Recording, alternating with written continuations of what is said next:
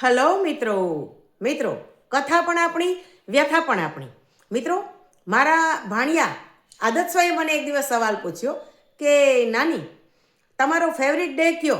એટલે મેં સામો એને ક્વેશ્ચન કર્યો તો એણે કહ્યું કે Sunday holiday is my favourite day. ત્યારે મારો આન્સર હતો not Sunday not holiday but today is my favourite day.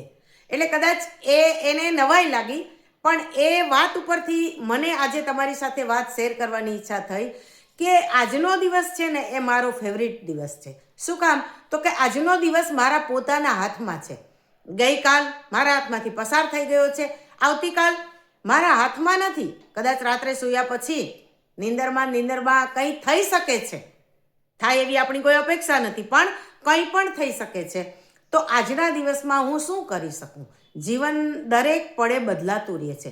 પ્રકૃતિ આપણને શ્વાસ પણ દર પળે નવા આપે છે. આજના દિવસમાં હું પોતે પ્રસન્ન રહી શકું છું, અન્ય લોકોને પ્રસન્ન કરી શકું છું, હું મારી જાતને મદદ કરી શકું છું, અન્ય લોકોને પણ મદદ કરી શકું છું, હું અન્ય લોકોના જીવનની અંદર જીજીવિષા જગાવી શકું છું, હું એવા કેટલાય સારા કામો કરી શકું છું કે જે કામ કરવાથી મને ખુદને ખુશી મળે અને હું અન્ય લોકોને મદદરૂપ પણ થઈ શકું. તો મિત્રો, ઘણી વખતે આપણે વિચારતા હોઈએ કે હવે આ એક દિવસમાં, આજના દિવસમાં શું થાય, પણ આજના દિવસમાં જે કામ આપણે કરી શકશું એના ઉપર આપણી આવતીકાલ છે એ ડિપેન્ડ છે.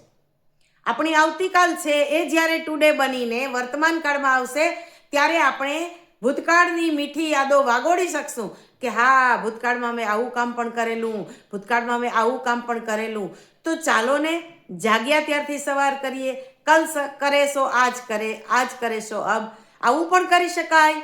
જીવનમાં નિયમિતતા કેળવી શકાય, પ્રસન્ન રહી શકાય, સુખી પણ રહી શકાય, આનંદમાં પણ રહી શકાય. આ બધું જ કામ કરવા માટેના સંકલ્પો પણ આજે જ લઈ શકાય. તો આપણા બધાના જીવનમાં સન્ડે હોલિડે એ ફેવરિટ હોય, પણ એ બધા કરતાં ફેવરિટ આપણો ટુડે, આપણો આજનો દિવસ હોવો જોઈએ. અને એક વખત જો આજના દિવસની જિંદગી જીવવાની આપણને જડીબુટ્ટી જડી ગઈ તો પછી આપણે ક્યારેય જીવનની અંદર નાસીપાસ નહીં થઈએ. તો ચાલો આપણે બધા સાથે મળીને નક્કી કરીએ કે જાગ્યા ત્યારથી સવાર અને આપણો બધાનો ફેવરિટ ડે ટુડે.